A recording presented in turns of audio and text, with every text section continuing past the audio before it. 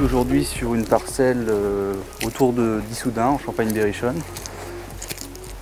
On va discuter un peu des suites du deuxième diagnostic cap filière grande culture en région centre, qui a identifié le désherbage comme étant un problème majeur sur le secteur. Donc suite à cela, un certain nombre d'organismes se sont engagés à mettre en place des dispositifs, donc à la fois des dispositifs dits expérimentaux dont nous allons discuter ici, et également des dispositifs basés sur des groupes d'agriculteurs.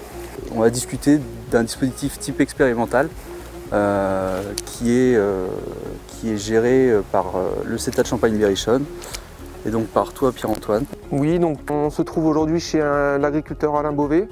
Il est en rotation classique colza-blé-orge. Donc à partir de ce constat colza-blé-orge, on voit apparaître des problèmes d'enherbement liés au désherbage. Donc c'est pour ça qu'on a décidé de mettre en place un dispositif testant donc 2 leviers.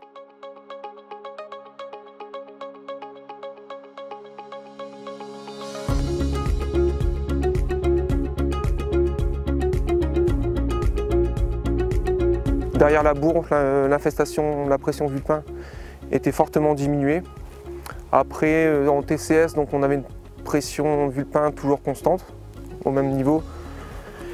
En semi-direct, donc le problème était partiellement résolu car on retrouvait surtout les vulpins sur la ligne de semis. Au niveau de la rotation, donc l'intégration d'une culture de printemps, la lentille a permis aussi de gérer la pression vulpin sur la parcelle.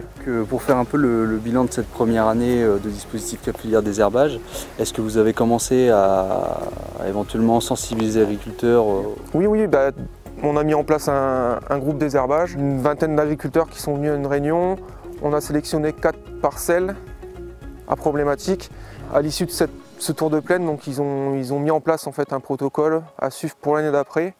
Et donc on verra les enseignements.